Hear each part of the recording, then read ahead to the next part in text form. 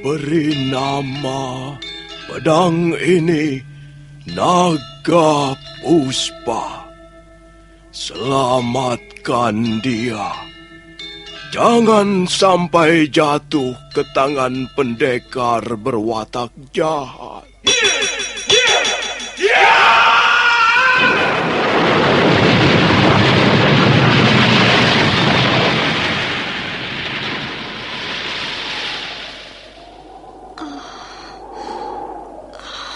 Kakang Kamandanu, kau masih juga tidak percaya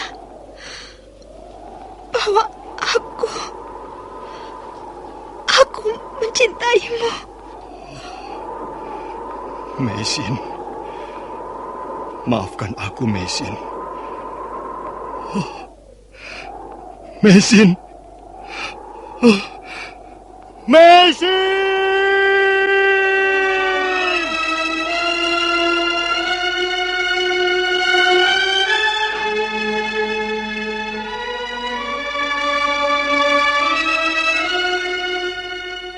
Tutur Tinula.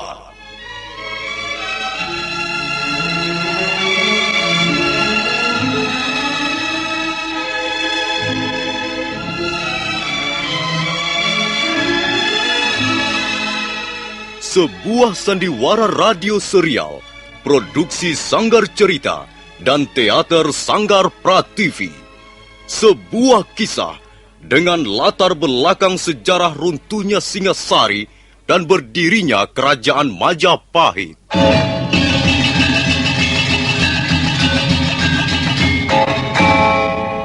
Sandiwara ini didukung oleh pemain-pemain radio yang sudah ternama. Ferry Fadli, Ivone Rose, dan Eli Ermawati.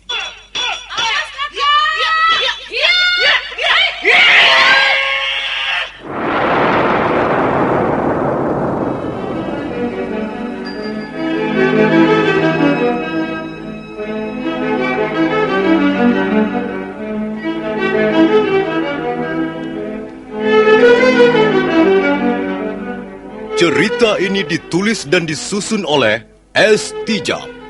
Teknik dan montase dikerjakan oleh Rudi Tinangon dan Joko SP. Sutradara EWS Yuwono. Kali ini mengetengahkan episode pertama dengan judul Pelangi di Atas Kurawa.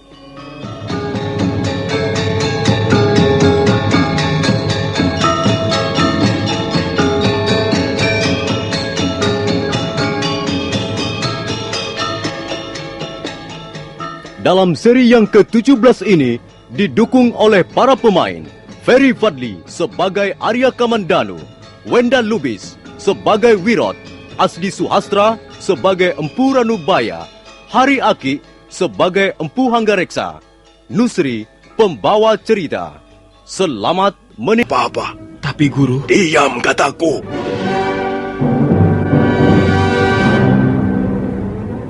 Wirot ternganga keheranan melihat tubuh Arya Kamandanu melayang ringan ke bawah. Terasa lama tubuh itu mencapai tanah yang banyak ditumbuhi tanaman liar. Guru, Angger Kamandanu tidak apa-apa. Iya. Ia tidak apa-apa. Tubuhnya masih utuh, Guru. Tentu saja tidak apa-apa, Wirot. Nah, kau tentu heran, bukan? Mari kita tolong Kamandanu keluar dari semak belukar itu. Dan nanti semuanya akan kujelaskan. Jadi Angger Kamandanu tidak sadar begitu melayang dari atas pucuk bambu? Boleh dikatakan setengah sadar, Paman Wirot. Antara sadar dan tidak. Saya sudah pasrah, sudah masa bodoh. Nah, disitulah letak rahasianya. Antara sadar dan tidak. Dalam bahasa orang-orang tua disebut lali eling pewatesane. Nah, dalam keadaan seperti itu, tubuh manusia akan kehilangan bobotnya. Semakin orang itu menguasai ilmu seipi angin ini, semakin banyak kehilangan bobotnya. Maka tidak heran kalau ada orang berilmu tinggi mampu menyeberangi sungai ataupun masuk dalam kobaran api tanpa sedikit pun mempengaruhi keadaan tubuhnya. Nah, apa yang telah dialami Kamandanu merupakan bukti nyata dari apa yang telah kuajarkan ini. Nah, apakah sekarang kau masih meragukannya, Wirot? Tidak, Guru. Sekarang saya baru benar-benar meyakininya. Iya. Ya, di dalam dunia kependekaran, ilmu meringankan tubuh seperti ini bukanlah sesuatu yang aneh lagi. Setiap calon pendekar yang ingin menempuh pelajaran kanuragan tingkat tinggi, mau tidak mau harus melewati tahap ini. Apakah tidak ada cara lain selain tidur di atas pohon bambu, Paman? Ada. Tapi cara ini membutuhkan waktu yang agak lama. Wirot bisa menggunakan cara ini karena hati dan kepercayaannya masih setengah-setengah. Sekarang lihat apa yang ada di tanganku ini. Buah kelapa, Paman. Ya, buah kelapa. Nah, kau bisa mengganti alas tidurmu dengan buah kelapa, Wirot. Maksud Guru? Begini, ambillah buah kelapa seperti ini 7 biji, ya.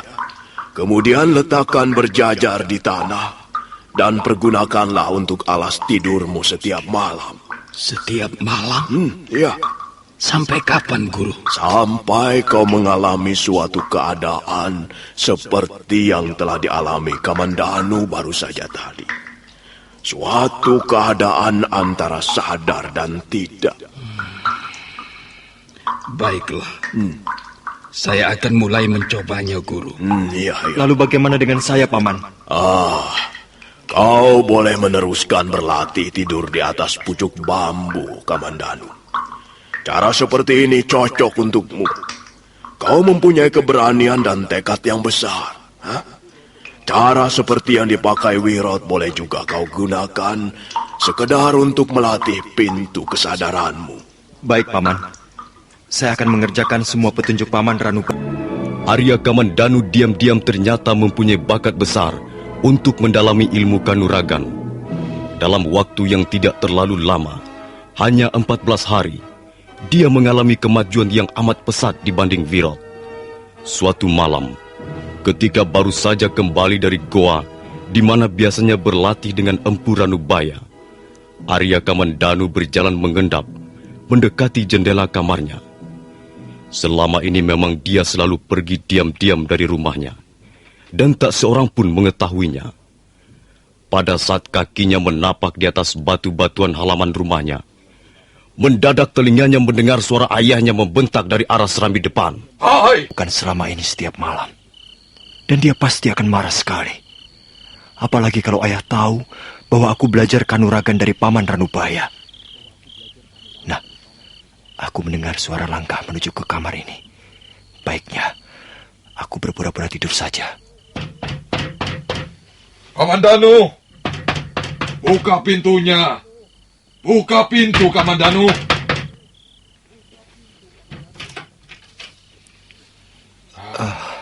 Kamandanu, kau tidak mendengar suara apa-apa? Tidak, ayah. Baru saja tadi ada suara ribut, dan kau tidak mendengarnya? Tidak, ayah. Saya tidur pulas sekali. Kau sudah menjadi penidur sekarang. Kalau ada suara gempa bumi, apa kau juga tidak mau bangun, ha? Saya lelah, ayah. Karena itu, saya tidur pulas. Memang ada apa, ayah? Baru saja ada orang mengintip kamarmu. Mungkin dia pencuri. Pencuri? Kalau begitu, mari kita tangkap, ayah. Jangan bodoh kau. Pencuri itu sudah tidak ada di sini lagi. Dia sudah kabur. Kita bisa mengejarnya, ayah. Mungkin dia belum lari jauh dari rumah kita ini. Sudahlah. Baru saja kau bangun tidur. Bagaimana mau mengejar pencuri? Dan lagi pencuri itu bukan pencuri sembarangan. dia agaknya menguasai ilmu meringankan tubuh yang cukup baik. Nah, sudahlah. Mulai sekarang kita harus hati-hati, Kamandanu. Mungkin ada orang-orang yang mengincar benda-benda pusaka yang kita miliki. Kalau tidur jangan lupa menutup jendela dan mengunci pintu kamarmu. Baik, Ayah. Nah, terus Kakang Ranubaya. Aku mengenal desa Kurawan ini seperti aku mengenal jari-jari tanganku sendiri, Kakang. Aku tahu, tak seorang pun orang desa ini yang mempunyai ilmu meringankan tubuh, kecuali kita berdua. Jadi kau mencurigai aku, Anggareksa? Aku hanya sekedar ingin tahu saja, Kakang. Kalau memang Kakang Ranubaya, aku ingin tahu, apa maksudmu mengunjungi rumahku di tengah malam buta? Aku memang tidak mempunyai alasan untuk berkunjung ke rumahmu. Aku sendiri sibuk. Banyak yang harus kukerjakan. Ya, sudahlah. Kalau begitu, baiklah. Maafkan aku, Kakang. Barangkali memang bukan Kakang Ranubaya orangnya. Mungkin orang dari desa yang jauh. Anggareksa, sekarang ini kau sudah menjadi orang kaya dan ternama. Kukira adalah wajar kalau ada 1-2 orang bermaksud singgah di rumahmu tatkala kau sedang tidur. Nah, ini yang perlu kau ingat. Ya, terima kasih atas peringatanmu itu, Kakang.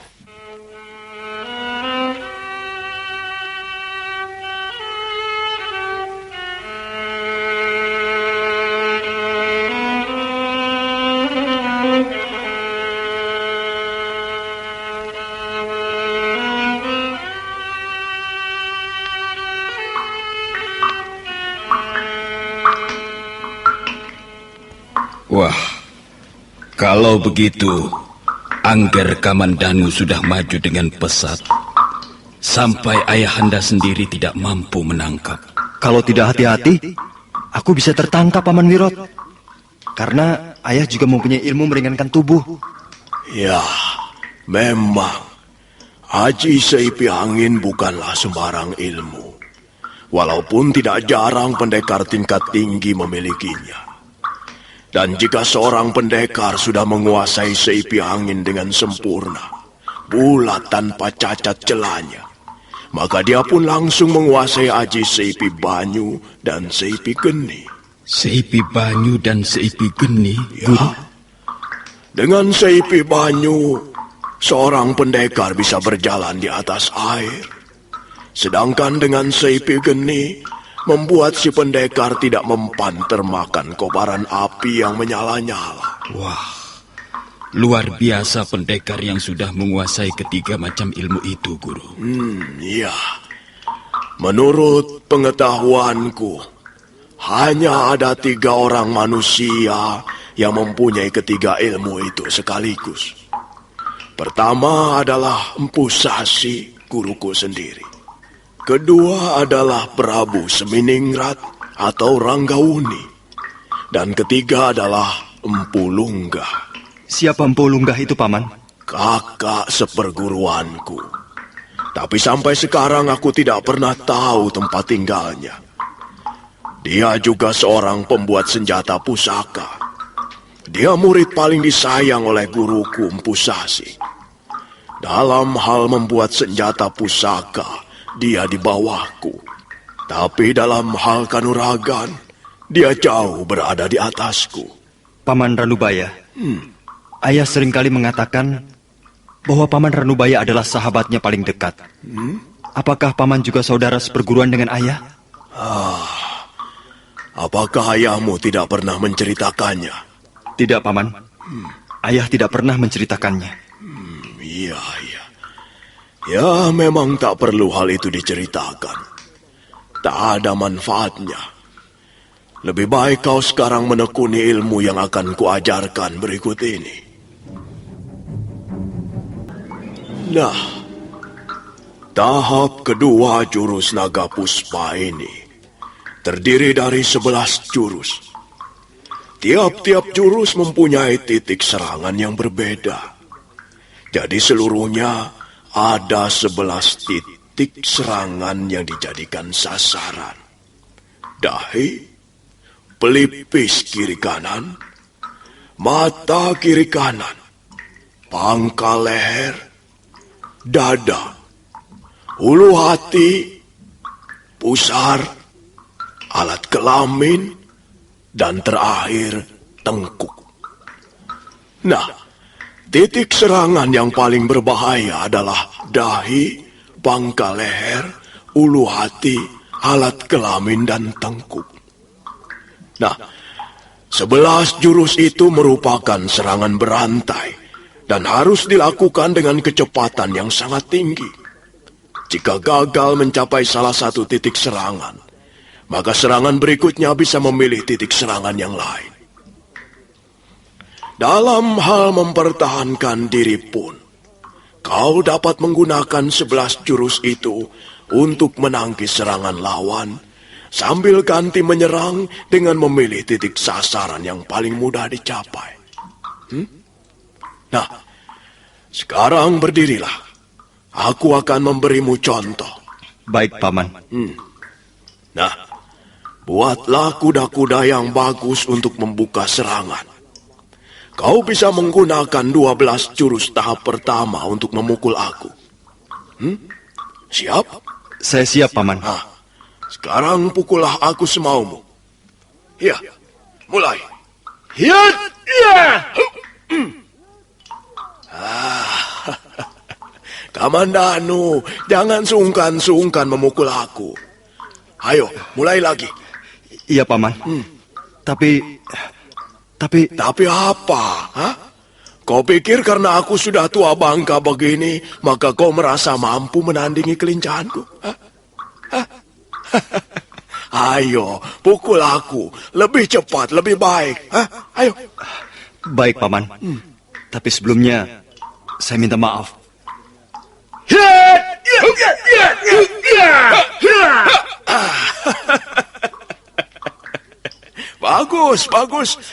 Bagus.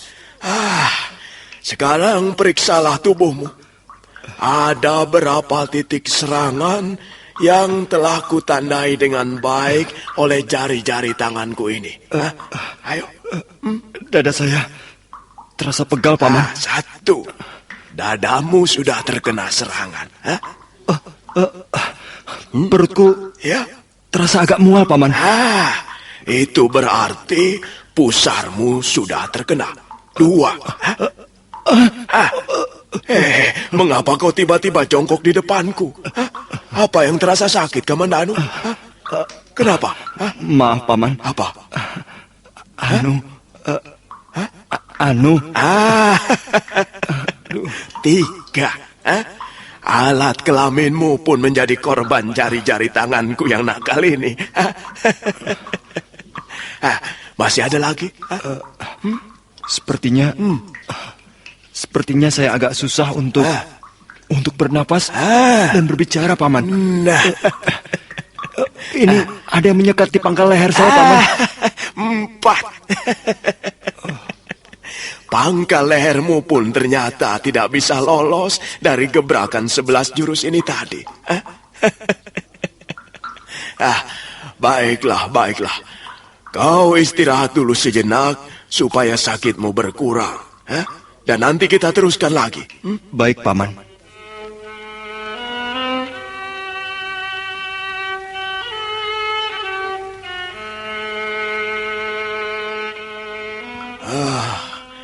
Di mana pamanmu Wirot? Sepertinya sudah tidur di bawah sana, Paman. Iya. Baiklah, mari kita teruskan. Sekarang ganti giliranmu, Kamandanu. Berdirilah. Baik, Paman. Pergunakanlah seipi anginmu untuk menangkis serangan-seranganku ini. Baik, Paman. Saya siap.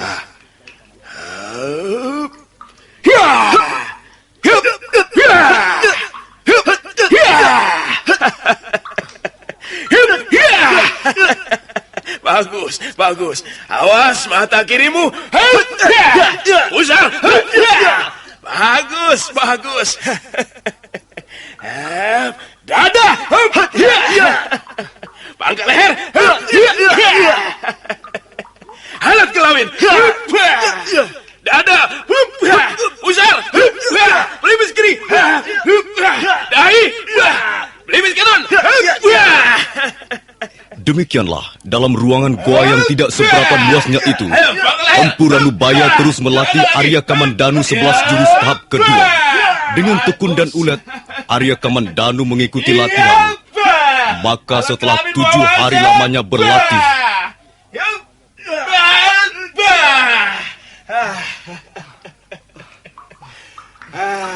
Iya. Berhenti. Berhenti dulu, Kamandanu. Mengapa? Berhenti, Paman. Jangan sombong, ya. Kau masih muda, Tentu saja tenagamu masih besar. Cadangan napasmu masih panjang, Sekarang kau bersiap lagi, Kamandanu, ya. Kita akan lanjutkan latihan ini sambil menguji kecepatan dan ketepatan gerakanmu. Kau pasti masih ingat benda ini, bukan? Itu batu nirmala. Iya. Paman telah mencuri batu itu dari tangan saya beberapa waktu yang lalu. Dulu aku pernah berkata bahwa tak seorang pun memperoleh hasil memuaskan tanpa lebih dulu bermandikan keringat. Kau masih ingat? Ingat, Paman. Nah, sekarang peraslah keringatmu, Kamandanu. Kuraslah peluh yang ada di tubuhmu untuk dapat merebut batu nirmala ini dari tanganku. Baik, Paman.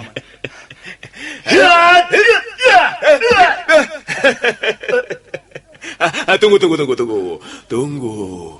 Kalau kau merebut batu nirmala ini dengan gerakan seperti itu, sampai tengah hari besok pun dia akan tetap di tanganku. Maksud Paman? Lebih gesit, lebih sigap dan lebih bersemangat.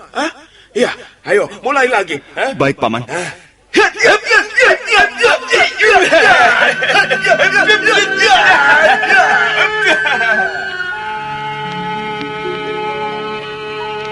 sekarang Kamandanu berusaha menyerang lebih gencar dengan menggunakan aji seipi anginnya.